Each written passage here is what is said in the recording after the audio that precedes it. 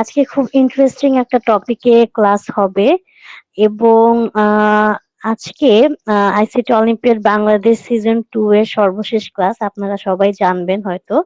So আজকের এই ICT olympiad Bangladesh season 2 এর সর্বশেষ ক্লাসে আপনাদের সবাইকে আন্তরিক শুভেচ্ছা ও স্বাগতম।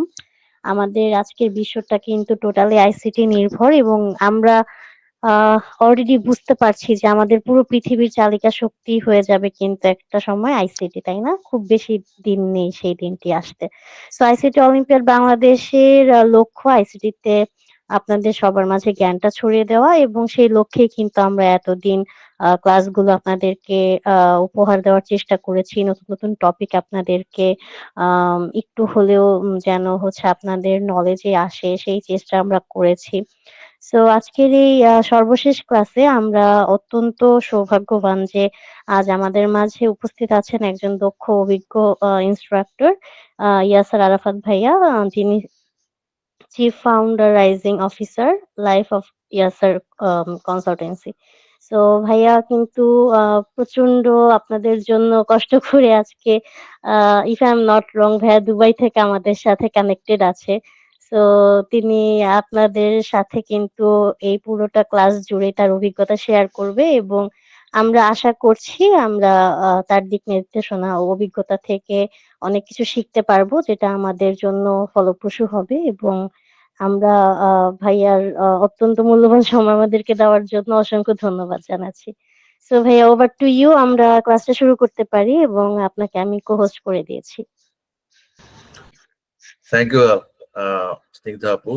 Assalamu alaikum everyone. Thank you আমাকে ইনভাইট করার জন্য। আমি of course মানে ভেরি মাচ ওপেন টু মানে আমার যে লার্নিংস মানে আমার যে লার্নিংস আছে কিংবা যে এক্সপিরিয়েন্স আছে সেটা সবার সাথে শেয়ার করার জন্য, স্পেশালি যারা এখন স্টুডেন্ট আছে যারা নতুন কিছু শিখতে যাচ্ছে। So I am very much welcoming them যে নতুন কিছু শেখার জন্য। ওকে, ফাইন। এন্ড এটা খুব ইম্পর্টেন্ট যে আমরা যারা অনেকদিন ধরে ইন্ডাস্ট্রি নিয়ে কাজ করতেছি, সো আমাদের যাদের অনেক হ্যান্ডস অন এক্সপিরিয়েন্স আছে, তো সো আমাদের এক্সপিরিয়েন্সটা যদি আমরা ছড়িয়ে দিতে পারি, সো আমরা কামিং ডেইজে অনেক বেশি এন্টারপ্রেনিয়ার পাবো। ইটস নট লাইক যে এন্টারপ্রেনিয়ার জন্য এন্টারপ্রেনিয়ার হয়, it is very tough and hardcore entrepreneur আমরা পাবো। সো ওই জায়গাটাই আমাদের একটা মূল লক্ষ্য। আমি অনেকদিন ধরে একটা কাজ করে আসতেছি। থ্যাংক ইউ আইসিটি অলিম্পিয়াড টিমকে আমাকে এই অপরচুনিটি দেওয়ার জন্য। সো আই থিঙ্ক সবাই বোধহয় জয়েন করে ফেলছে। সো আমরা বোধহয় একটু সেশনটায় চলে যাই, রাইট? আর তারপর আমি আমার পরিচয়টা দিচ্ছি।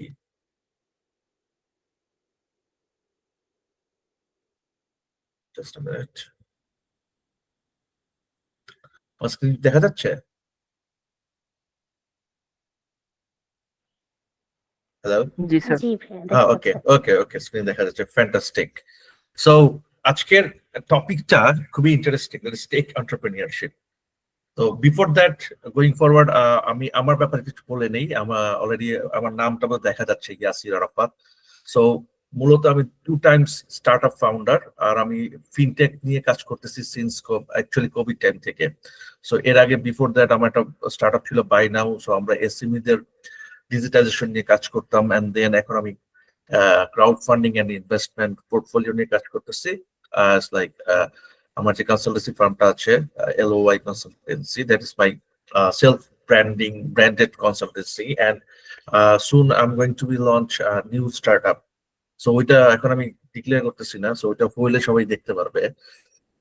তো এই মাই এখনকার যে মেইন টার্গেটটা, অফকোর্স আমরা সবসময় দেখে আসছি যে উদ্যোক্তাদের ইউজুয়ালি এসএমই যারা আছে, small and medium entrepreneurs, so তারা অনেক বেশি স্ট্রাগল করে তাদের বিজনেস করার জন্য, বিকজ তারা হয়তো একটা বিজনেস অনেক ছোট অবস্থা থেকে শুরু করে, এন্ড দেন 1+1+1+1 করতে করতে আস্তে আস্তে তারা এগোতে থাকে। সো তাদের স্ট্রাগলিং পিরিয়ডটা অনেক টাফ। তাদের ভালো বিজনেস মেন্টরশিপ থাকে না, তাদের বিজনেস গুড প্ল্যান থাকে না, তাদের ফান্ডিং থাকে না। সো এইসব ব্যাপারগুলোতে হেল্প করার জন্য আমরা আস্তে আস্তে আমরা এগিয়ে আসতেছি।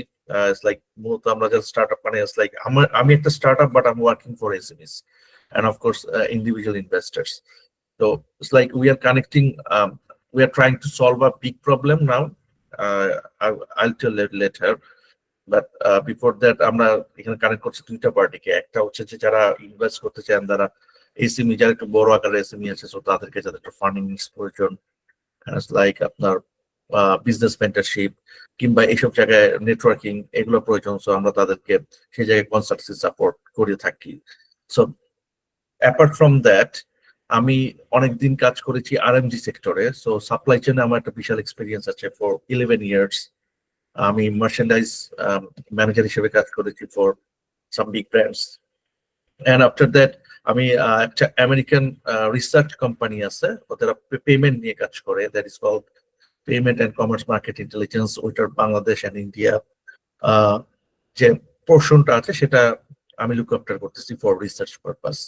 So this all are connected with আপনার যেহেতু আমি ফাইন্যান্সিয়াল টেকনোলজি নিয়ে কাজ করি, সো মূলত ফিনটেক নিয়ে মোর আমার এক্সপার্টিস বেশি, অ্যান্ড আমি সব কাজও করতেছি ওই এরিয়াগুলোতে। বাট দিন শেষে যেহেতু টেক আছে, সো ইউ ক্যান টেল ইট যে এটা টেক এন্টারপ্রেনিয়ারশিপ। তো ওই জায়গাটা থেকে আমি ইটস লাইক, আমি জানি এখানে একটা স্লাইড আছে, সবকিছু আছে, বাট আমার ক্লাসটা অনেক বেশি, আমি বলবো যে অনেক বেশি এক্সপিরিয়েন্স বেসড হবে। অ্যান্ড আমি ট্রাই করব যে যত মানে যদিও সময়টা অনেক লিমিটেড, বাট এই অল্প সময়ের মধ্যে আমার জার্নি গুলো থেকে আপনাদের কাছে এক্সপিরিয়েন্স গুলো শেয়ার করার, ওখান থেকে যদি আপনারা কিছু শিখতে পারেন এন্ড জানতে পারেন এন্ড এটা নিয়ে পরবর্তী কাজে লাগাতে পারেন, তাহলে আমরা ইটস লাইক আমরা সাকসেসফুল, মানে আমরা আসলে প্রাউড ফিল করবো যে না, we are doing something for you, for entrepreneurship of our country. Okay,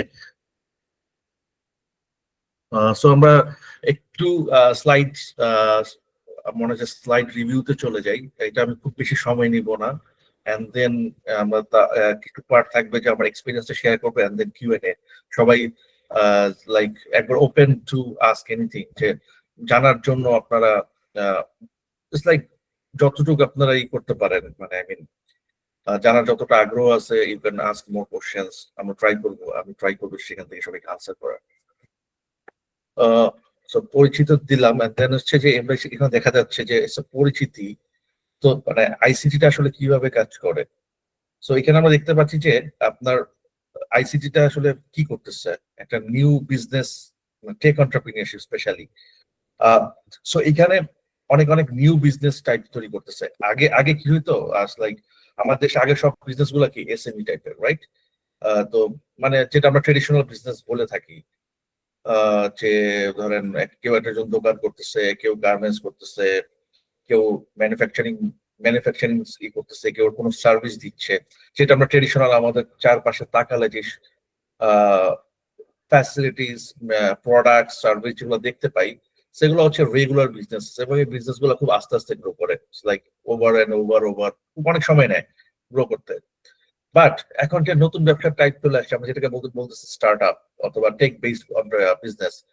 so এখানে কিন্তু অনেকগুলো ক্যাটাগরিতে অলরেডি আমরা অনেক কাজ করতেছি।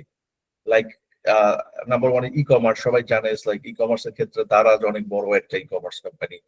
দেন মোবাইল অ্যাপ। ওকে, মোবাইল অ্যাপ ইস মূলত হচ্ছে যে এটা একটা সাপোর্টার সার্ভিস, যে কেউ যদি কোনো একটা সার্ভিস অ্যাভেল করতে চায়, সো হোক সেটা ইউজার পার্ট অথবা আই মিন কাস্টমার পার্ট কিংবা seller part, whatever it is. So mobile অ্যাপটা খুব প্রয়োজন, connecting everyone, otherwise this is a platform actually. And also mobile অ্যাপের সাথে অফকোর্স একটা ওয়েবসাইট থাকতে হয় ইউজুয়ালি। অনেকে আছে যে জাস্ট ওয়েবসাইটটাকে খুব বেসিক রেখে মোবাইল অ্যাপটাকে খুব ডাইনামিক করে। লাইক আপনি যদি দেখেন উইগ্রো, আইফার্মার, বিকাশের ওয়েবসাইটে গেলে কিন্তু আপনি জাস্ট ইনফরমেশন গুলো পাবেন, বাট ইউজেস কিন্তু অ্যাপে। সো অ্যাপে আসলে অনেক বেশি একটা প্রোডাক্ট, একটা সার্ভিসের জন্য বলেন, সবকিছুর জন্য বলেন, ইউজেবিলিটি খুব ভালো মতো তৈরি করা যায়। তারপর সে ফিনটেক, এইটা একটা স্টার্টআপ ক্যাটাগরি। ফর এক্সাম্পল আমরা যেটা কাজ করতেছি, অথবা বিকাশকে বলতে পারেন সবচেয়ে বড় ফিনটেক বাংলাদেশ। ইনফ্যাক্ট বাংলাদেশের একমাত্র সবচেয়ে বিগেস্ট স্টার্টআপ কিন্তু এই মোমেন্টে বিকাশ, সুইচ ইজ এ ফিনটেক। দেন এডুটেকে আমরা এক্সাম্পল বলতে পারি 10 মিনিট স্কুল, আরো বেশ কিছু ইয়ে আছে, কনসার্ন আছে কিংবা স্টার্টআপ আছে যারা এডুটেক নিয়ে কাজ করছে। ইয়েস, অনেকগুলো আছে। সো তারপর আছে agritech. So Agritech is like iPharma, Wipro. So Agritech এর মূলত ওরাও অ্যাকচুয়ালি বেসিক্যালি ওরা এগ্রো ফিনটেক হিসেবে এখন কাজ করে মার্কেটে। আমি যেহেতু ফাইন্যান্সটা রিলেটেড, সো সবাই এখন এগ্রি টেক না বলে এগ্রো ফিনটেক বলে অ্যাকচুয়ালি নিজেদেরকে পরিচয়টা বেশি দেয়। এন্ড দেন হেলথ টেকে কারা আছে, পালস, তারপর আরো মেডিজি, আরো বেশ কয়েকটা ভালো ভালো গুড স্টার্ট আপ চলে আসছে। সো আরো আরো বেশ কিছু ক্যাটাগরি আছে এর মাঝখানে, যেমন আমরা যদি বলি যে ট্রান্সপোর্ট ক্যাটাগরিতে পাঠাও, এন্ড দেন তারপর হচ্ছে ফুড পান্ডা, হচ্ছে যে রেস্টুরেন্ট থেকে, অথবা ওরা আরো কিছু ভার্টিক্যাল এক্সপ্লোর করতেছে। তো এরকম অনেকগুলো ক্যাটাগরি আছে। তো ওইসব ক্যাটাগরি গুলো এখানে জাস্ট আমরা কয়েকটা ক্যাটাগরি মেনশন করছি, but if you could search on the Google, you will see a lot of categories, যেখানে বাংলাদেশের স্টার্টআপ গুলো উঠে আসতেছে, ভালো করতেছে। যদিও আমাদের ইকোসিস্টেম খুবই আর্লি স্টেজে আছে, বাট স্টিল আমাদের আমাদের ফাউন্ডারদের রেজিলিয়েন্স অনেক বেশি। তারা এত কম সুযোগ সুবিধা থাকার পরও যেভাবে আগাচ্ছে, এটা ইমপ্রেসিভ। হয়তো সামনের দিন আমরা যদি একটা গুড ইকোসিস্টেম তৈরি করতে পারি, তো সেইখান থেকে হয়তো অনেক বেশি ফাউন্ডাররা সামনের দিনে উঠে আসবে অনেক ভালো ভালো স্টার্ট আপ নিয়ে। বিকজ বাংলাদেশ এমন একটা দেশ, এত বড় মার্কেট, অথচ আমরা অনেক প্রবলেম রয়েছে, অনেক অনেক প্রবলেম আসলে আসছে মার্কেটে কিংবা আমাদের সোসাইটিতে। So as long as you are solving any of any of those problem, তাহলে ওগুলো একটা দিয়ে কিন্তু স্টার্ট আপ হইতেই পারে। সো এই যে নেক্সট পার্ট হচ্ছে সৃজনশীল ধারণা বাস্তবায়ন। সো সৃজনশীল ধারণাটা কোথেকে আসতেছে? ওই আমাদের এইখানে, আমাদের সমাজে কিংবা আমাদের আমাদের কান্ট্রিতে যেই কারেন্ট প্রবলেম গুলো আছে, যে প্রবলেম গুলো এখন পর্যন্ত কেউ সলভ করতে পারে নাই, সো সেগুলো সলভ করে একটা ক্রিয়েটিভ সলিউশনের মাধ্যমে আপনারা যদি কেউ একটা স্টার্ট আপ বিল্ড করেন, একটা বিজনেস বিল্ড করেন, তখন সেটাই আসলে এই সৃজনশীল ধারণা বাস্তবায়ন কে বলা যায়। এন্ড দেন হচ্ছে যে বিজনেসটাকে যখন ওয়ান্স আপনি প্রবলেমটা পেয়ে গেলেন, সলিউশনটা পেয়ে গেলেন, এন্ড দেন বিজনেসটাকে যখন আপনি ডেভেলপ করবেন, আমরা যেটাকে স্টার্ট আপের ভাষায় বলি স্কেলিং। স্টার্ট আপের কিন্তু কিছু স্পেশাল গ্লোসারি আছে, স্পেশাল টার্মস আছে। সো স্কেলিং আমরা এটাকে বলি। সো এই জায়গাটায় তখন আস্তে আস্তে স্কেল করতে হবে, বিজনেসটাকে এগিয়ে নিয়ে যেতে হবে। জাস্ট আ সেকেন্ড।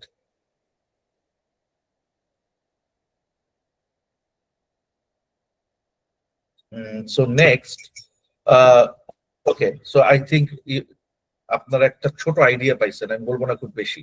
এটার জন্য আরেকটু ডিটেইলে করতে হবে সবার। এন্ড দেন প্রযুক্তির মাধ্যমে স্টার্ট আপ সৃষ্টি। অফকোর্স স্টার্ট আপ কেন, স্টার্ট আপ আর ট্রেডিশনাল বিজনেসের মধ্যে ডিফারেন্সটাকে এইটা বুঝতে হবে সবার আগে। ট্রেডিশনাল বিজনেস আর স্টার্ট আপের মধ্যে সবচেয়ে বড় ডিফারেন্স হচ্ছে স্পিড। আপনি কত তাড়াতাড়ি কত বেশি কাস্টমারের কাছে পৌঁছে যাচ্ছেন, কত মানুষকে সার্ভিস দিচ্ছেন। সো এইটার উপর ডিপেন্ড করে আপনার এটা ট্রেডিশনাল বিজনেসে কনভার্ট হইতে পারে অথবা স্টার্ট আপ হইতে পারে। স্টার্ট আপ ইউজুয়ালি গ্রো করে এক্সপোনেনশিয়ালে, যে আজকে 1 আছে, কালকে 10 হবে, পরের দিন 100 হবে। It's like that. এইভাবে গ্রো করবে। বাট এসএমই গুলো সাধারণত আজকে 1 আছে, কালকে 2 হবে অথবা 3 হবে, তারপরের দিন 5 হবে, তারপর 7 হবে। এইভাবে আস্তে আস্তে গ্রো করবে। It's more stable, more less risk oriented, but startup is more risk oriented, যেহেতু ওরা গ্রোথ ফ্যাক্টর নিয়ে অনেক বেশি কাজ করে, যে how fast you can grow. তো স্টার্টআপটা আসলে কিভাবে তৈরি, আমি যেটা বললাম যে বাজার গবেষণা ও সমস্যা চিহ্নিত করা, আই মিন প্রবলেমটাকে আইডেন্টিফাই করা, যে কোন প্রবলেমটা আসলে আসলে খুব অনেক বড় মানুষের, অনেক অনেক বড় মানুষের, মানে ইটস লাইক অনেক বড় একটা গ্রুপের মানুষের জন্য একটা বড় বড় প্রবলেম, এবং সেটা নিয়ে রিসার্চ করা, এন্ড দেন প্রবলেমটাকে আইডেন্টিফাই করা, এটার জন্য মানুষের সাথে কথা বলা যে আসলে এটা রিয়েল প্রবলেম কিনা, রিয়েল প্রবলেমটা আইডেন্টিফাই করা, এন্ড দেন যদি রিয়েল প্রবলেমটা পাওয়া যায় সেটার উপর একটা সলিউশন তৈরি করা, এন্ড দেন এমভিপি আমরা যেটাকে বলি মিনিমাম ভায়াবল প্রোডাক্ট, যেটা কেউ অ্যাপ বানায়, কেউ মানে বেসিক লেভেল অ্যাপ বানাচ্ছে অথবা ওয়েবসাইট বানাচ্ছে, এটা থ্রুতে কাস্টমার সার্ভিস প্রোভাইডার থেকে কানেক্ট করতেছে। ইউজুয়ালি অল স্টার্টআপ মোস্টলি একটা প্ল্যাটফর্ম হয়, যেখানে আসলে এখানে মাল্টি পার্টি কানেক্টেড থাকে। সো সেই সেই মিডিয়ামটা তারা আসলে মাল্টি পার্টি কানেক্টেড থাকে, কিংবা যেখানে আর্লি স্টেজ কাস্টমার যখন সার্ভিস দেয়, তখন সেই পার্টটাকে বলা হচ্ছে এমডিপি অথবা minimum viable product. So it's basic thing, যে খুবই অল্প দুই একটা সার্ভিস আছে, এইটার মাধ্যমেই সবাই কানেক্টেড হচ্ছে, সার্ভিস দিচ্ছে। ঠিক আছে। তারপর হচ্ছে প্রযুক্তি নির্বাচন ও প্ল্যাটফর্ম তৈরি। Yes, it's very much important, যে ডিপেন্ডস অন আপনি কোন সেক্টরে কাজ করতেছেন, সেটার উপর বেস করে কিন্তু রাইট ক্যাটাগরি অফ প্রোডাক্টটা তৈরি করতে হয়। আই মিন ফর এক্সাম্পল, আমরা যখন ফিনটেকে কাজ করছি, আমরা দেখা গেছে যে আমরা ব্যাক এন্ড তৈরি করছি জাভা দিয়ে। বিকজ হচ্ছে ফিনটেকের একটা বড় প্রবলেম ঠিক না, আমি বলবো যেটা বড় একটা থিংস হচ্ছে যে আপনার এখানে ক্যালকুলেশনটা খুব রাইট হইতে হবে, তো ডেসিমেলের পরে আরো অনেক অনেক ডিজিট পর্যন্ত একটা রাইট ক্যালকুলেট করতে হবে, অনেক বড় রিপোর্টিং করতে হয়। সো এখানে খুব রোবাস্ট ল্যাঙ্গুয়েজ ইউজ না করলে ইউজুয়ালি ওই সেই পরে একটা দেখা যাবে যে যখন অনেক বেশি কাস্টমার একসাথে ইউজ করবে তখন প্ল্যাটফর্মটা ফেল করবে আলটিমেটলি সার্ভিস দিতে। আমরা সবাই দেখি না যে অ্যাপ কাজ করতেছে না, ওয়েবসাইট ঠিক মতো কাজ করতেছে না, তখন একচুয়ালি এই প্রবলেম গুলো হয়। সো এখানে এই রাইট টেকনোলজিটা ঠিক করা এবং রাইট প্ল্যাটফর্মটা তৈরি করা, সো এইটা বিফোর দ্যাট আগে কাস্টমারদের সাথে কথা বলে আগে রেডি হইতে হয় যে কিভাবে করব, এন্ড দেন ডিসাইড করতে হয় কোন মিডিয়ামে করব, এন্ড দেন ওইটাকে আস্তে আস্তে প্রপার একটা প্ল্যানিং এর মাধ্যমে সেটাকে আস্তে আস্তে বিল্ড করতে হয়। সো এরপরের পার্ট হচ্ছে ফাইন্যান্সিং, অর্থায়ন সংগ্রহ। বিকজ শুধু এগুলো তো আসলে খুব এক্সপেন্সিভ থিং, যে এই সফটওয়্যার গুলো কেউ বানাবে, তার জন্য বিজনেস টিম লাগবে, তো এটা তো আসলে এমনি এমনি হবে না। সো ইনিশিয়ালি দেখা যায় যে ফাউন্ডাররা সাধারণত নিজেদের কিছু টাকা থেকে, নিজেদের ফ্যামিলি, তারপর ফ্যামিলি, বন্ধু বান্ধবের টাকা নিয়ে ইউজুয়ালি এমভিপি অথবা মিনিমাম ভায়াবল প্রোডাক্টটা বানায়। বাট তারপর যখন যখন দেখলো যে না আসলে এখানে ভালো কাস্টমার আছে, এটা মানুষের প্রবলেম আসলেই সলভ করতেছে, এখানে পেইং কাস্টমার আছে, তখন তারা কি করে, তখন তারা আস্তে আস্তে বিভিন্ন ইনভেস্টরদেরকে অ্যাপ্রোচ করে যে তোমরা আসলে আমাদের এখানে, আমাদের বিজনেসটা এত ফাস্ট গ্রো করবে, সো তোমার ইনভেস্টমেন্ট অনেক মাল্টিপ্লাই হয়ে যাবে খুব তাড়াতাড়ি। লাইক যে পাঠাও যেভাবে আর্লি স্টেজে গ্রো করছে, বিকাশ যেভাবে গ্রো করছে এত ফাস্ট যে ইনভেস্টররা দেখা গেছে, যেসব ইনভেস্টর আর্লি স্টেজে আসছে তারা এখন বিলিয়নিয়ার, কিংবা অনেক, আই মিন অনেক অনেক বেশি রিটার্ন পাইতেছে। সো সেই রিটার্নটার পরিমাণটা হবে দেখা যাবে যে 10x 20x এরকম। দেন হচ্ছে ডিজিটাল মার্কেটিং ব্র্যান্ডিং ইস অফকোর্স, যখন এটাকে স্কেল করতে হবে, নতুন নতুন কাস্টমার যাইতে হবে, তখন আসলে মার্কেটিং ব্র্যান্ডিং, আমরা এটাকে বলি স্টার্টআপের ভাষায় গো টু মার্কেট স্ট্র্যাটেজি, যে আসলে কোন কোন কোন ওয়েতে আমরা আসলে কাস্টমারকে রিচ করতে পারি, আমাদের টার্গেট কাস্টমার রিচ করতে পারি এবং তাদেরকে পেইং কাস্টমারে কনভার্ট করতে পারি। এরপর হচ্ছে যে কাস্টমার পাইলাম, সবকিছু পাইলাম, এরপর হচ্ছে কাস্টমার থেকে ফিডব্যাক নেওয়া এন্ড বিজনেসটাকে বড় করা আস্তে আস্তে, যে এবং এটার জন্য রাইট টিম সিলেক্ট করা শুরু করে বিজনেস মডেলটা ক্রিয়েট করা, সেখানে অনেকগুলো পার্ট আছে। তো মূলত এখানে কাজ করা হচ্ছে জিনিসটা এইভাবে যে লাইক আপনি ফার্স্ট একটা প্ল্যাটফর্ম তৈরি করলেন, আগে হচ্ছে আর্লি স্টেজে আপনি ইনিশিয়াল কিছু কাস্টমার পাইলেন, একটা প্রবলেম আইডেন্টিফাই করলেন, দেন কিছু কাস্টমার পাইলেন, সো তাদেরকে নিয়ে একটা এমভিপি তৈরি করলেন, তারা পে করা শুরু করলো, এরপর আপনি আস্তে আস্তে আপনার টেকনোলজিটা কিংবা বিজনেস মডেলটা পুরোপুরি দাঁড় করাইলেন, দেন ইনভেস্টরদেরকে পিচ করলেন, and then you are getting investors, অথবা যদি ইনভেস্টর্স না পাওয়া যায় তাহলে এক্সিস্টিং কাস্টমার যারা পে করতেছে সেইখান থেকে টাকা নিয়ে নিয়ে নিয়ে আস্তে আস্তে একটা প্ল্যাটফর্ম তৈরি করা, দেন হচ্ছে যে রাইট মার্কেটিং করা যাতে স্টার্ট আপটা বড় হতে থাকে খুব তাড়াতাড়ি। এরপর হচ্ছে খুব ইম্পর্টেন্ট পার্ট হচ্ছে কাস্টমার ফিডব্যাক, যে কাস্টমার আসলে লাইক করতেছে কিনা, কোথায় ঝামেলা হচ্ছে, এবং আস্তে আস্তে proper customer service and marketing এর মাধ্যমে বিজনেসটাকে এক্সপ্যান্ড করা অথবা বিজনেসটাকে কুইক গ্রো করানো। সো এইটা এই পার্ট গুলো is very much important always. আর আমাদের এক্সপিরিয়েন্সের ক্ষেত্রে আমরা একটা জিনিস আমি এখানে বলবো, যেহেতু আমরা কনসালটেন্সি করি, আমি সবসময় একটা জিনিস বলি যে আগে একটা প্রবলেম তো অবশ্যই আইডেন্টিফাই করতে হবে, এর সাথে দেখতে হবে যে এখানে পেইং কাস্টমার আছে কিনা, কিংবা কাস্টমার এখানে পে করবে কিনা। সো রেভিনিউ মডেল থেকে আসলে আমরা অনেক সময় মডেল গুলো সাজাই, যে কাস্টমার আমাদেরকে পে করবে কিনা, কিংবা কিভাবে পে করবে, কিংবা কত পে করবে। বিকজ পেইং কাস্টমার যদি না থাকে, তো সেক্ষেত্রে প্রবলেম যত যাই হোক না কেন, প্ল্যাটফর্ম যত ভালো হোক না কেন, ফাউন্ডার যত ভালো হোক না কেন, স্টার্টআপ মুখ থেকে করবে, বিকজ রেভিনিউ থাকতে হবে। অফকোর্স আমরা এখন একটু এনকারেজ করি যে প্রফিটেবিলিটির দিকে যাতে থাকা যায়। অনেক সময় অনেক স্টার্টআপ কিন্তু দেখা যায় লস মেকিং হয়, দ্যাট ডাজন্ট মিন যে স্টার্টআপ খারাপ। ও আসলে তার ফাস্ট গ্রো করার জন্য হয়তো তার মার্কেটিং এক্সপেন্ডিচার বাড়ায় রাখছে, অথবা বার্ন করতেছে টাকা। সো ওইসব ক্ষেত্রে এই জিনিসগুলোকে একটু মনোযোগ দিতে হবে আমার কাছে। মানে ফর মি, যদি আমার এক্সপিরিয়েন্স কে বলে, আমি বলবো যে রেভিনিউ মডেলটায় জোর দেওয়াটা সবচেয়ে বেশি ইম্পর্টেন্ট, যে how will get your paying customers and how much they will pay. এরপর হচ্ছে এন্ড দেন হচ্ছে এখানে লাইক ডিজিটাল মার্কেটিং এর সুযোগ। অফকোর্স এখন আমাদের এখানে যেহেতু টেকনোলজি সবচেয়ে বড় সুবিধা হইতেছে যে সবাই আসলে এটার কাস্টমার হইতে পারে। আই মিন এটা কোনো একটা নির্দিষ্ট এলাকা বেস থাকবে না, এটা আসলে যত জায়গায় আপনি রিচ করতে চান, যত জায়গায় এটা পৌঁছাতে চান, তত জায়গায় এটা পৌঁছানো সম্ভব। সো এই কারণে এটা বলা হয়েছে যে বিশ্বব্যাপী গ্রাহক ভিত্তিক। আই মিন বিশ্বব্যাপী, ফর এক্সাম্পল আমি যদি বাংলাদেশ চিন্তা করি যে একটা জিনিসের মার্কেট, সো বাংলাদেশের প্রত্যেকটা কোনায় কোনায় কিন্তু এটা কাস্টমার থাকতে পারে। সো সেইটাকে রিচ করতে হলে কি করতে হবে, যে আমাদের কস্ট এফেক্টিভ মার্কেটিং করতে হবে। সো সেইটার একটা বড় পার্ট হচ্ছে ডিজিটাল মার্কেটিং করা। সো ডিজিটাল মার্কেটিংটা যদি ভালো হয়, যদি রাইট ডেটা অ্যানালাইসিস করা যায়, কাস্টমাইজ মার্কেটিং করা যায় যে টার্গেট কাস্টমার গ্রুপকে রিচ করার জন্য, তাহলে কিন্তু অনেক বেটার রিটার্ন অন ইনভেস্টমেন্ট পাওয়া সম্ভব। ওই সেম এখানে কিন্তু রেভিনিউ মডেলটা ইম্পর্টেন্ট, যে আমি কত মাস হাউ মাস আমি খরচ করতেছি এবং রিটার্ন কত পাইতেছি। সো বিকজ এরপর না হইলে মানে এই জিনিসটা যদি এনশিওর না করা যায়, তাহলে কিন্তু বিজনেস খুব তাড়াতাড়ি বড় হবে না কিংবা প্রফিটেবল হবে না, এবং মোস্ট ইম্পর্টেন্ট সাস্টেনেবল হবে না।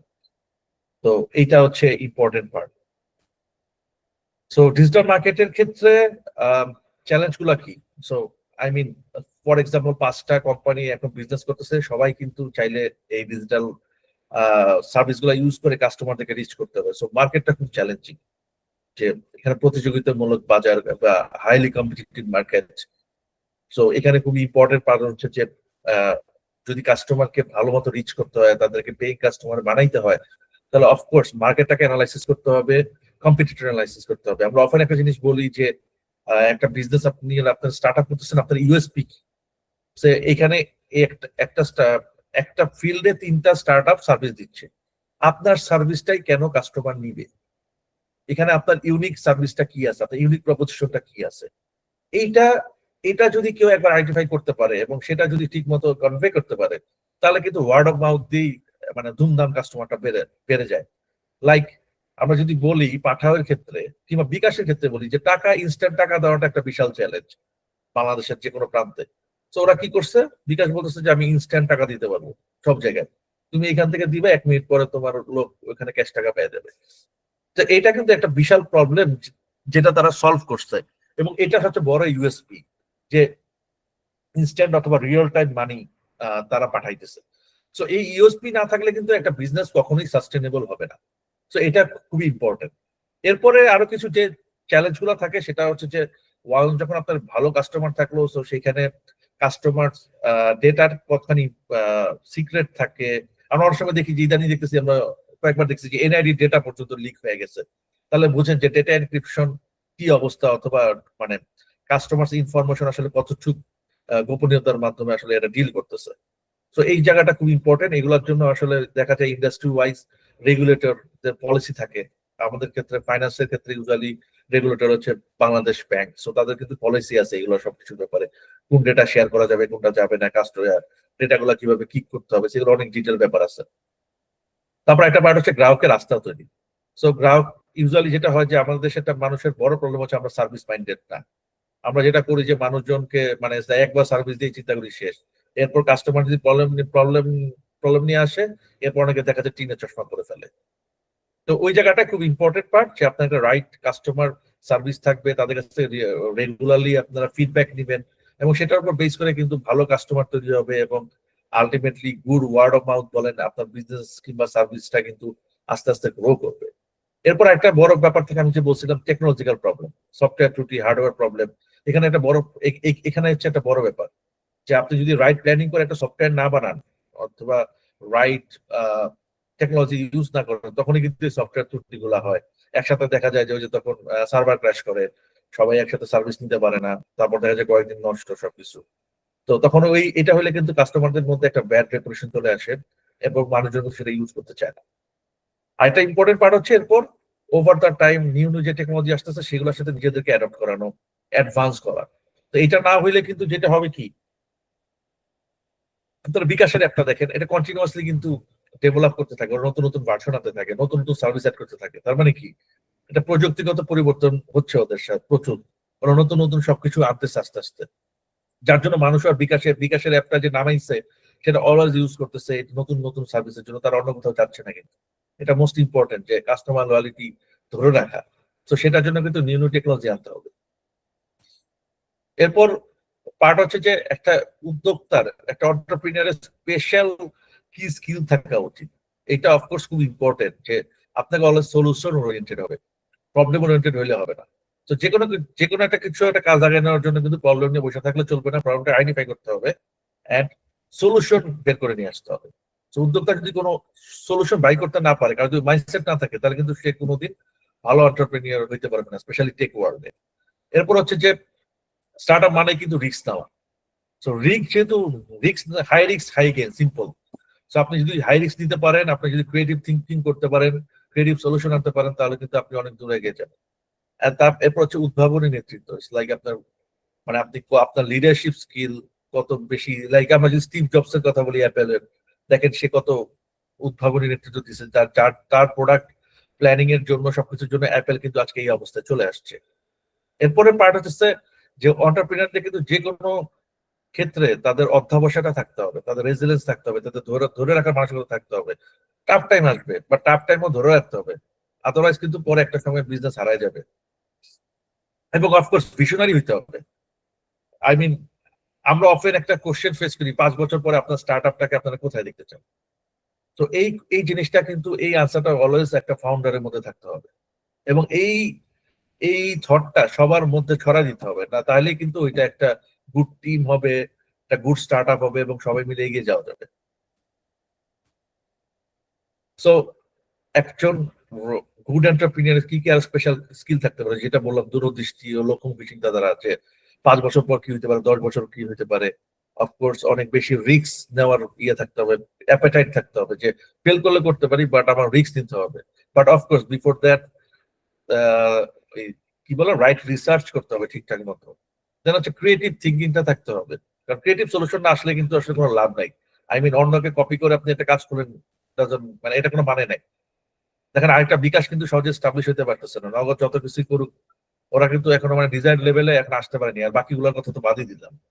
তার মানে স্টার্ট আপের ক্ষেত্রে কিন্তু একটা ইম্পর্টেন্ট, একটা প্রোডাক্ট যদি একবার সেট হয়ে যায়, তো ওই প্রোডাক্টের থেকে সেকেন্ড কারো ইয়ে নেওয়া, শেয়ার নেওয়া ভেরি ডিফিকাল্ট। সো অলওয়েজ এই জন্য নিউ নিউ নতুন নতুন সলিউশন, ক্রিয়েটিভ সলিউশন যেটা মানুষের লাগবে, এরকম কিছু নিয়ে আসতে হবে।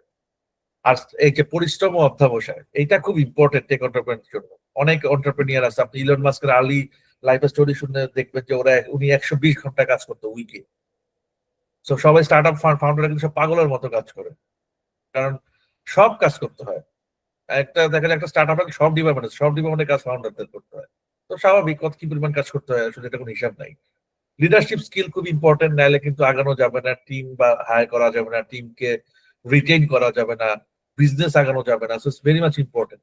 লাস্টে বললাম যে প্রবলেম সলিউশন, সলিউশনটা খুব ইম্পর্টেন্ট। সলিউশনের যদি স্কিল না থাকে, স্কিল বাড়াইতে হবে। লাইক এটা জন্য ট্রেনিং নিতে হবে, অনেক কিছু করতে হবে, আদারওয়াইজ কিন্তু মানে it's like as an entrepreneur আগানো যাবে না। তারপর এটা ইম্পর্টেন্ট যে ইনভেস্টরদেরকে কিভাবে আসলে ই করা যায়। তো সেটার জন্য মোস্ট ইম্পর্টেন্ট হচ্ছে আপনার রিয়েল একটা খুব ভালো মতো একটা বিজনেস আইডিয়া আসলে লাগবে, অফকোর্স। তার সাথে বিজনেস প্ল্যান লাগবে আপনার।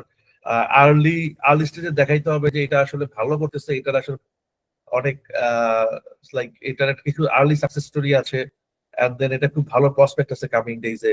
অফকোর্স এটার ফাইন্যান্সিয়াল যে নেক্সট 5 ইয়ার্স এর যে ফাইন্যান্সিয়াল ফোরকাস্টিং, সেটা খুবই গুড, খুব স্ট্রং আরওআই আসবে। আপনার সাথে একটা ভালো টিম আছে, এবং নট অনলি টিম, ওই টিমের এক্সপার্টিস আছে, relevant expertise.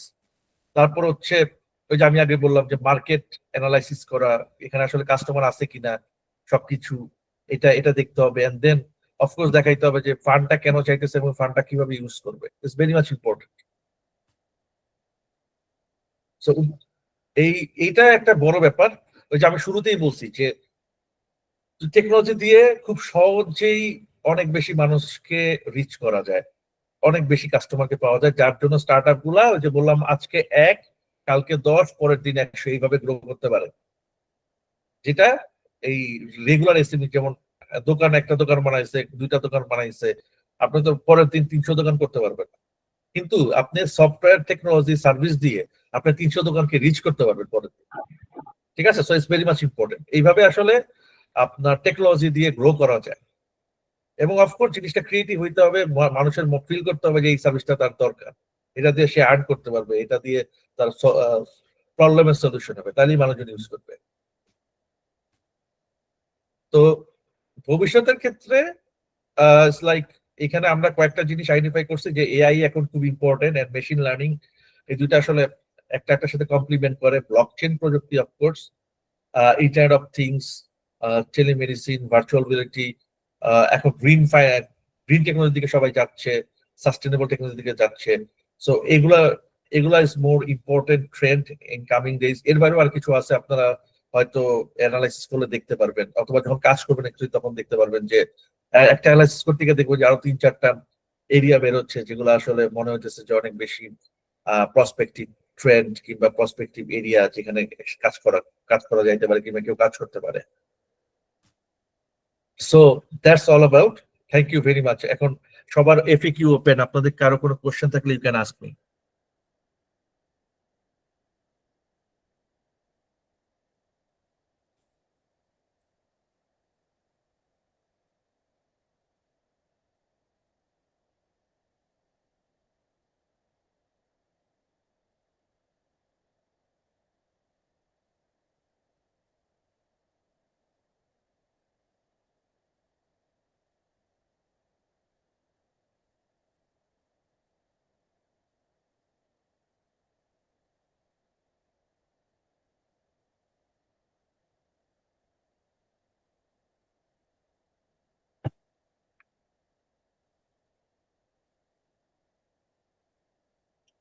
So any question?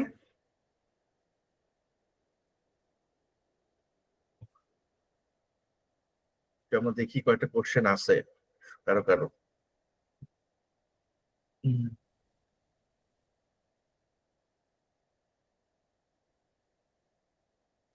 ওকে ওকে, সো সাকিব কোশ্চেন করছে যে as a student how can I take step in the field. Okay, এটার জন্য মোস্ট ইম্পর্টেন্ট পার্ট হচ্ছে, আমি একটু প্রেজেন্ট স্ক্রিন দিয়ে এটা করি। ওকে, মোস্ট ইম্পর্টেন্ট পার্ট হইতেছে অ্যানালাইসিস করা, আস্তে আস্তে কাজ করা, অফকোর্স পড়াশোনার পাশাপাশি। আর একটা কমন মিসকনসেপশন আছে যে ভালো ফাউন্ডার হইলে মনে হয় যে ইয়ে করতে হবে, কি বলে, ইউনিভার্সিটি ড্রপ আউট হইতে হবে। Is very bad concept. কারণ কারো যদি ওই ধরনের এত স্ট্রং, মানে যারা যারা ড্রপ আউট হয়েছে এবং খুব সাকসেসফুল হয়েছে, ওরা সবাই খুব ভালো স্টুডেন্ট ছিল, ওরা খুব টপ টায়ার সব জায়গায় পড়ছে, চান্স পাইছে। ওইখানে পড়া অবস্থায় করতে করতে যখন তারা দেখছে যে আসলে টাইম কুলাই উঠতে পারতেছে না, তখন হয়তো তারা স্বাভাবিকভাবে সরে গেছে, কিন্তু একটা পর্যায়ে এসে কিন্তু তারা সবাই শেষ করছে। সো এইটা একটা খুব ইম্পর্টেন্ট পার্ট, মাথায় রাখতে হবে যে পড়াশোনার পাশাপাশি রিসার্চ করা। হয়তো এটার জন্য এডিশনাল টাইম বের করে নিতে হবে সবার, যে যারা এন্টারপ্রেনিউর হইতে চায় আমরা কোন কোন ফিল্ডে কাজ করতে পারেন, কিভাবে কাজ করতে পারেন, ইনিশিয়াল অ্যানালাইসিসটা করা, এন্ড দেন এটার সাথে আরো দুই একজন ফ্রেন্ডস এন্ড ফ্যামিলি কাউকে নিয়ে আসা, বিকজ একা স্টার্ট আপ করা খুব ডিফিকাল্ট। এন্ড দেন কিছু ইনিশিয়াল ফান্ডিং জোগাড় করা, এরপর হচ্ছে নেমে পড়া আস্তে আস্তে। কারণ না নামলে কিন্তু হবে না, না নামলে আপনি যদি একটা রাস্তায় না নামেন কখনই বুঝবেন না কোন গলিতে গেলে আসলে আপনার সলিউশন আছে আর কোন গলিতে গেলে আপনি আটকায় যাবেন। সো ইজ ইম্পর্টেন্ট, নেমে যেতে হবে, সাহস করে নেমে যেতে হবে। বাট পড়াশোনা কোনো অবস্থায় ছাড়া যাবে না। আপনি যে ডিগ্রি নিতেছেন সেটা ঠিকঠাক মতো নিতে হবে, সেটা আন্ডার গ্রাজুয়েশন হোক, মাস্টার্স হোক, যে লেভেলই পড়েন না কেন। তারপরে পরের কোশ্চেন হচ্ছে নিড শর্ট। আমাদের পার্সোনাল কম্পিউটার দিয়ে কি আমাদের ওয়েবসাইট হোস্টিং করতে পারবো? ওয়েবসাইট হোস্টিং করার জন্য পার্সোনাল কম্পিউটার লাগে না, এখন অনেক ধরনের ক্লাউড সার্ভিস আছে, খুব অল্প টাকায় পাওয়া যায়। আপনারা খুঁজলেই এটা একটু দেখতে পারবেন, ডোমেন হোস্টিং সার্ভিস যারা দিচ্ছে। সো সেটা বছরে খুব অল্প পরিমাণ টাকা দিলেই সেটা করা যায়। সো পার্সোনাল কম্পিউটার দিয়ে হোস্টিং করতে হবে না। সো মাহতাব, বাংলাদেশের মতো উন্নয়নশীল দেশের টেক্সট বিজনেস কিভাবে টেকসই যেতে পারে? মাহতাব, সো এটা গুড কোশ্চেন, বাট আমি বলবো যে বাংলাদেশের মতো ডেভেলপিং কান্ট্রিতে, অথবা আমরা বলি লিস্ট ডেভেলপ কান্ট্রি জন্য টেকনোলজিক্যাল বিজনেসটাই হচ্ছে মোস্ট পারফেক্ট। বিকজ এখানে মানুষজনের কাছে জনজনে পৌঁছানোটা খুব ডিফিকাল্ট, রাদার দেন টেকনোলজি দিয়ে পৌঁছানোটা, যে কোনো একটা সার্ভিস যেটাই হোক। বাট আমাদের দেশের একটা বড় প্রবলেম হচ্ছে ডিজিটাল লিটারেসি। মানুষজন একদমই টেকনোলজিকে ওয়েলকাম করে না, যেটার জন্য আমরা স্টার্ট আপ ফাউন্ডাররা খুব বেশি স্ট্রাগল করি। সো এই জায়গাটা একটু মাথায় রাখতে হবে যাতে করে জিনিসটা খুব সহজ হয়। এন্ড অফকোর্স সার্ভিসটা হইতে হবে ফিজিক্যাল। আমরা যত ডিজিটাল বলি না কেন, বাংলাদেশের মানুষ এখনো ফিজিক্যালি ডিজিটাল সার্ভিস পাইতে পছন্দ করে। যেমন লাইক বিকাশের কথাই বলি, যে দিন শেষে আপনি ক্যাশ আউট করতে হলে কিন্তু ওই যে দোকানে গিয়ে ক্যাশ আউট টাকা নিতে হয়। সার্ভিসটা যদিও ডিজিটাল, টাকা বের করতেই হচ্ছে, তার মানে ফিজিক্যাল সার্ভিস লাগতেছে। তো এইটা হচ্ছে ব্যাপার, physical service. So tech transformation প্রধান চ্যালেঞ্জ গুলা কি কি? সো চ্যালেঞ্জ অনেক টাইপের আছে, এই যে আমি কয়েকটা চ্যালেঞ্জের কথা বললাম। তো এরকম চ্যালেঞ্জ আসবে, মানে অনেক টাইপের চ্যালেঞ্জ আছে। একটা হচ্ছে যে লাইক রাইট প্রবলেম বের করা, রাইট সলিউশন বের করা, এরপর রাইট টিম ম্যানেজ করা, রাইট তারপর হচ্ছে ফান্ডিং পাওয়া, এগুলো সবই অনেক কিছু চ্যালেঞ্জ আছে। টেকনোলজি একটা রাইট প্ল্যাটফর্ম বানানো, প্ল্যাটফর্মের জন্য ঠিক মতো টেক কো ফাউন্ডার পাওয়া, এরকম অনেক ধরনের সমস্যা আছে। বাট লাইক আগে মানে আমার মতামত হচ্ছে সবার আগে আপনার চিন্তা করতে হবে যে আপনি আগে দেখেন যে কোনো খুব বড় আকারে কোনো প্রবলেম পান কিনা, যেটার একটা সলিউশন হয়তো আপনার হাতে আছে, এটার জন্য আপনার পেইং কাস্টমার আছে কিনা, তারা কত পে করতে পারে, এবং সেই পেমেন্ট দিয়ে সেই কোম্পানিটা সাস্টেন করবে কিনা। এই কয়েকটা হিসাব যদি মিলে যায় এবং মার্কেটটা যদি অনেক বড় হয়, মার্কেট সাইজটা, তাহলে আপনারা ওইটা নিয়ে নেমে যান। এটা সবচেয়ে ইম্পর্টেন্ট পার্ট। কাজী ইসলাম, আচ্ছা এই কোশ্চেনটার ব্যাপারে আসলে আমি খুব একটা বুঝতে পারতেছি না। আই গেস স্নিগ্ধা এটাকে ভালো আনসার করতে পারবে। আচ্ছা, আমার মাতাব এর জন্য এখন থেকে কিভাবে প্রিপারেশন নিবে, এখন থেকে নিতে হবে, কিভাবে নিব? ওকে, এই নেওয়ার জন্য যেটা করতে হবে যে আপনারা লাইক মার্কেটে আপনারা গুগল, আমার মনে হয় যে ফার্স্ট গুগল, ইউটিউব, এগুলাকে একটু লেভারেজ করতে পারেন, যে কিভাবে একটা বিজনেস আসলে শুরু করা যায়, দাঁড় করাইতে হয়, সেটা দিয়ে আসলে আপনারা আগে আপনাদের কিছু পার্সোনাল কোয়ালিটি বিল্ড করেন, যে একটা ফাউন্ডারদের কি কি কোয়ালিটি হওয়া উচিত। সো তারপর হচ্ছে আপনারা আস্তে আস্তে প্রবলেম আইডেন্টিফাই করেন, সলিউশনের দিকে যান। সো এটা হচ্ছে ভেরি ফার্স্ট পার্ট, নিজেকে প্রিপেয়ার করা। তারপর Shakib, I have both interest in technology and business, both of this in single profession. একটা স্টার্ট আপে টেকনোলজি থাকে, বিজনেস থাকে, সিম্পল। সো আপনি কোনো স্টার্ট আপে জয়েন করেন, তাহলে আপনি দুইটাই পাবেন সিঙ্গেল প্রফেশন হিসেবে, মানে সিঙ্গেল প্রফেশনেই দুইটার ব্যাপারেই কাজ করতে পারবেন। Alif Bhuiyan, how much money need in initial starting a startup? Okay, এটা এটা একটা এটা আসলে রিলেটিভ ম্যাটার্স।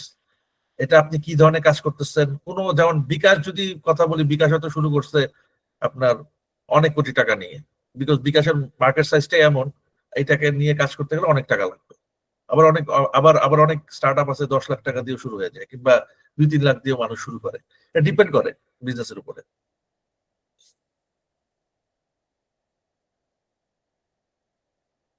টেকনিক্যাল পেশার সব কাজগুলো কি কাস্টমার বেস নাকি একটা কোম্পানিও স্ট্যান্ড করানো যায়? অফকোর্স কোম্পানি তো লাগবেই। কোম্পানি না হলে এন্টিটিটা কিভাবে তৈরি হবে, অফিসিয়াল এন্টিটিটা কিভাবে তৈরি হবে? সো টেক এন্টারপ্রেনিয়ারশিপ তো ইটস লাইক, এন্টারপ্রেনিয়ারশিপটা কি, মানে আপনার কয়জন মিলে একটা প্রবলেম সলভ করতেছে, কিন্তু যখন আপনি সেটাকে একটা প্রপার একটা কাঠামোতে দাঁড় করাবেন, তখনই তো আপনার কোম্পানি প্রয়োজন হবে।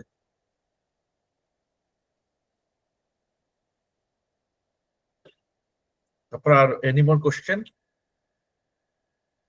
ওয়েব থ্রিটা কি আসলে? It's a different. ওয়েব থ্রিটা হচ্ছে আমরা বলি decentralized technological services, and so এগুলোর জন্য আসলে আমার মনে হয় যে আজকের ক্লাসটা অতখানি অ্যাপ্রোপ্রিয়েট না, বিকজ এটা একটা different topic. So I would suggest যে আপনি এটা নিয়ে অন্য ওয়েব থ্রি রিলেটেড কোনো যদি ক্লাসে জয়েন করেন কিংবা কোনো সেমিনার জয়েন করেন, আপনি বেটার আইডিয়া পাবেন।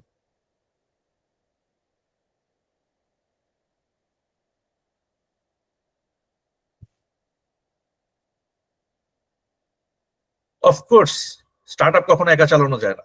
আমরা সবসময় আইডিয়ালি বলি যে একটা স্টার্ট আপের 3জন ফাউন্ডার প্রয়োজন, CEO, COO which is chief operating officer, and CTO, chief technological officer. So মাথায় রাখতে হবে এই ব্যাপারটা। তার সাথে তো রেগুলার টিম লাগবেই, এক্সিকিউশন টিম।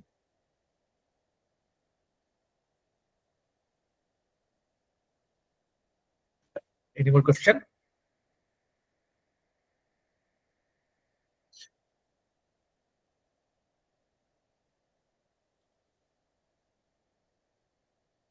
অনলাইন মার্কেটিং আমার সার্ভিসের প্রমোশনের জন্য বাজেট কত রাখা উচিত? এটা ডিপেন্ড করে সার্ভিস টু সার্ভিস। আপনি কিভাবে মার্কেটিং করতেছেন, আপনি কত ফাস্ট মার্কেটিং করতেছেন, কত তাড়াতাড়ি আপনি কত কাস্টমারকে রিচ করতে চান। So, আপনি অল্প টাকায় মানে আস্তে আস্তে করতে পারেন, অথবা বেশি টাকা দিয়ে ফাস্ট করতে পারেন, it's up to you.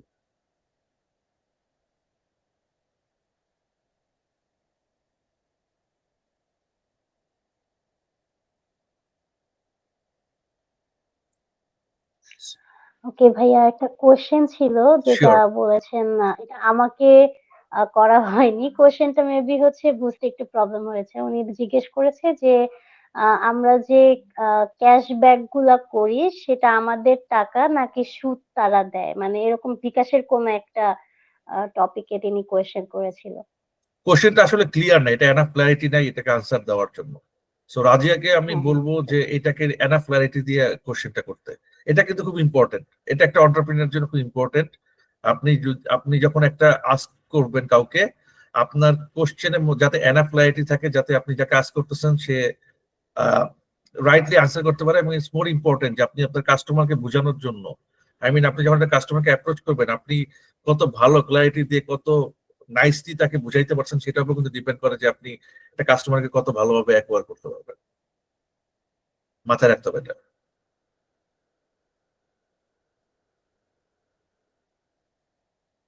Any more question?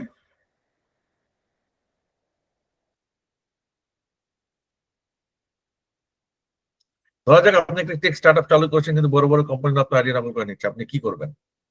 তো আমি এটাকে বলবো যে আসলে আপনার আইডিয়াটাই ইউনিক না, যার জন্য আপনার এটা সবাই নকল করে ফেলতেছে খুব তাড়াতাড়ি। সো যখন এই জিনিসগুলো হতে থাকবে, তাড়াতাড়ি কোম্পানি এক্সিট করে বের হয়ে আসবে।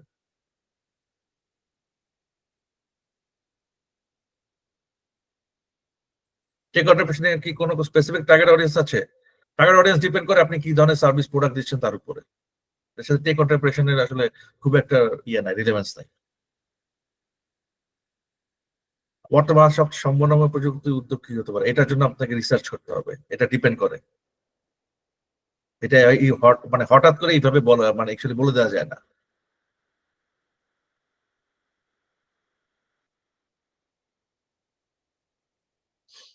আমাদের এখানে একটা স্লাইড আছে, ওই যেখানে আমরা কয়েকটা ডিপার্টমেন্টকে করেছি, এআই, তারপর মেশিন লার্নিং।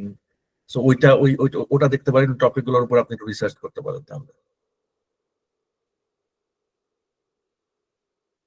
স্টার্টিং এ ওকে, সবচেয়ে বড় প্রবলেম ফেস করতে হয়েছে যে কাস্টমার একদমই, মানে যারা টার্গেট কাস্টমার আছে তাদের ডিজিটাল লিটারেসি খুব কম, তারা নতুন কোনো টেকনোলজি অ্যাডাপ্ট করতে চায় না। এবং লাইক একটা বড় ব্যাপার হচ্ছে মানুষ খুব একটা ডিজিটাল সার্ভিস বলেন, ডিজিটাল পেমেন্ট বলেন, এগুলোতে আসতে চায় না।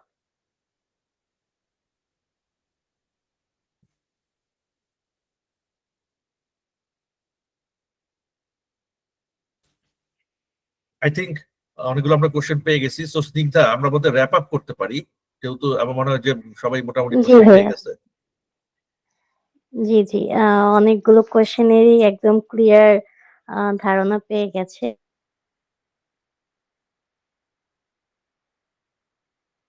আচ্ছা, আমি লাস্ট আর 3টা কোশ্চেন আছে, আমি এরপর হয়তো রাজিয়ার এই কোশ্চেনটা দিয়ে শেষ করব। সো নয়ন ইসলাম একটা কোশ্চেন ছিল, কত টাইম লাগছে এই ফিল্ডে আসতে? এটা আসলে ডিপেন্ড করে আপনার উপরে, এটা আপনার অনেকটা পার্সোনাল কোয়ালিটি উপর ডিপেন্ড করে, যে আপনি কত ফাস্ট আসতে পারবেন, কত স্লোলি আসতে পারবেন, মুভ করতে পারবেন। দেন মাহবুব সামির একটা কোশ্চেন ছিল, কাস্টমার অ্যাটাক করার জন্য কোন অ্যাডভার্টাইজমেন্ট সবচেয়ে কার্যকর?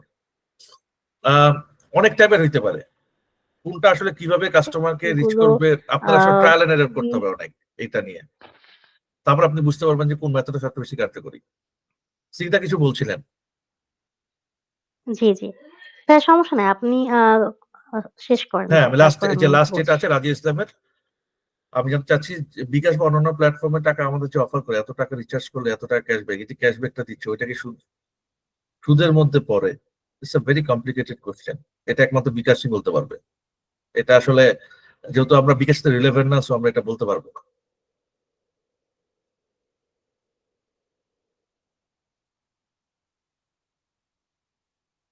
সো স্নিগ্ধা, আমি আপনাকে জি তাহলে এটা ভাইয়া। ফরওয়ার্ড করছি। Okay, okay, thank you okay. Thank সবাইকে। You so much for joining আস।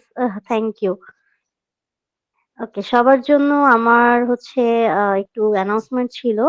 যেটা হচ্ছে আপনারা সবাই জানেন এটা হচ্ছে আমাদের লাস্ট ক্লাস। সো এরপর আমাদের সেগমেন্ট ওয়াইজ ক্লাসগুলো শেষ হয়ে গিয়েছে, আর নেই। বাট আমাদের আরেকটা সেশন রাখা হয়েছে যেটা মার্চের ১১ তারিখে। ঠিক আছে? রাত ১০ টায়। সেখানে আমরা সমস্ত ধরনের কোয়েশ্চেন অ্যান্সার করব আপনাদের, এবং কিভাবে কোয়েশ্চেন প্যাটার্ন হবে, এক্সামের আ ওভারঅল স্ট্রাকচার গুলো কিভাবে কি হবে, ঠিক আছে? এক্সাম কতটুকু টাইমে হবে, ইচ এন্ড এভরিথিং আমরা হচ্ছে সেই দিন সবার সাথে ক্লিয়ারলি ডিসকাস করব। সেটা হচ্ছে অনলাইনেই হবে 11 মার্চ 10টায়। ঠিক আছে? এবং লাস্ট যেটা অ্যানাউন্সমেন্ট সেটা হচ্ছে যে আপনাদের মক টেস্ট গুলো কিন্তু ওপেন হয়ে গিয়েছে। সেটা ওভারঅল সব সেগমেন্ট মিলেও আছে যেরকমটা আমাদের এক্সামে আসবে। সো ঐরকম ভাবে আপনারা কিন্তু নিজেদের মতো প্রিপারেশন নিতে পারবেন। সকল সেগমেন্ট গুলো মিলিয়ে কোয়েশ্চেন করা আছে যার ক্লাস অনুযায়ী। সো আপনারা মক টেস্ট গুলো দেওয়ার মাধ্যমে নিজেদেরকে যাচাই করতে পারবেন এবং 15 মার্চ আমাদের সিলেকশন রাউন্ড শুরু হয়ে যাবে। সো সেই সিলেকশন রাউন্ডে নিজেদের বেস্টটা দেওয়ার জন্য কিন্তু আমাদের এই মক টেস্ট গুলো দিয়ে নিজেদেরকে যাচাই করাটা খুবই ইম্পর্টেন্ট। সো মক টেস্ট গুলো আমরা সবাই দিব। প্রত্যেকটা সেগমেন্টের উপর আছে এবং সব সেগমেন্টে একত্রে করেও আছে। আপনারা মক টেস্ট গুলো দিয়ে ফেলতে পারবেন। সো এই ছিল মোটামুটি আমার অ্যানাউন্সমেন্ট খুবই সিম্পল এবং আমি কবে বলেছি বলেন তো আমাদের সেশনটা? কেউ একজন?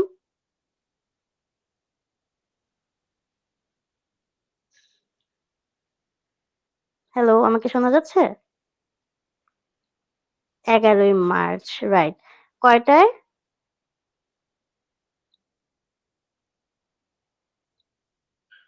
রাত 10টায়। এক্সাক্টলি। যেহেতু আমাদের রোজার মাস চলে আসছে সামনে, সো আমরা রাত 10টার দিকে রেখেছি যাতে সবাই আম ইফতার করে, নামাজ পড়ে দেন হচ্ছে আমাদের সাথে যুক্ত হতে পারে যাতে সবার সুবিধা হয় সেই অনুযায়ী আমরা রাখার চেষ্টা করেছি। সো আমরা আশা করছি সবাই সেদিন মাস্ট জয়েন করবেন। কজ আপনাদের ওভারঅল এক্সামের প্যাটার্ন, এক্সামের আম কোয়েশ্চেন কিভাবে কি হবে মানে স্ট্রাকচারাল সমস্ত কিছু সেদিন আমরা আলোচনা করব। সো আজকে যারা যুক্ত হতে পারে নাই বাট আপনারা তাদেরকে চেনেন এরকম যারা আছে তাদেরকেও আমরা বলব যে আপনারা রিচ করবেন এবং সেদিন মাস্ট আমাদের সাথে যুক্ত হতে বলবেন। সো আজকে এই পর্যন্তই। আশা করছি আমাদের আজকের ক্লাসটা আপনাদের সবার অনেক বেশি ভালো লেগেছে। একটা কোয়েশ্চেন এসেছে, কোয়েশ্চেনটা নেই। আপু, how many Times we can attend the mock test? আপু আপনি নিজের ইচ্ছা মতো দিতে পারবেন। এখানে কোনো লিমিটেশন নাই যে এই কয়টা মক টেস্ট দেওয়া যাবে। আনলিমিটেড আপনি দিতে পারবেন। ওকে। সো আর যদি কারো কোনো কোয়েশ্চেন না থাকে দেন আমরা হচ্ছে আজকের মতো এখানে শেষ করতে পারি। আর আপনাদেরকে অসংখ্য ধন্যবাদ। এই যে এতগুলো ক্লাস ধরে এত ধৈর্য সহকারে আমাদের সাথে ছিলেন। So nice of you, so nice of you. আপনারা খুবই ট্যালেন্টেড। আপনাদের ইন্টারেস্ট দেখে অ্যাকচুয়ালি আমি পার্সোনালি অনেক বেশি মোটিভেটেড হই। সো আমি আশা করছি আপনাদের থেকে আমরা একজন বেস্ট কে তো না আমরা অনেকজন বেস্ট পাবো। কয়জন বলেন তো? ১৩টা ক্যাটেগরি থেকে ১৩ জন পাবো। সো আপনারাও এর মধ্যে একজন হয়ে যাবেন আশা করছি। সো সবাইকে বেস্ট অফ লাক এবং যেকোনো ধরনের কোয়েশ্চেন থাকলে আমাদের সাপোর্টে অথবা আমাদের হোয়াটসঅ্যাপে আমাদের সাথে কানেক্টেড হতে পারবেন। সো সবাইকে আবারও অসংখ্য ধন্যবাদ এবং সবাইকে শুভেচ্ছা জানিয়ে আজকে আমি এখানে ক্লাসটি শেষ করছি। সবাইকে শুভরাত্রি।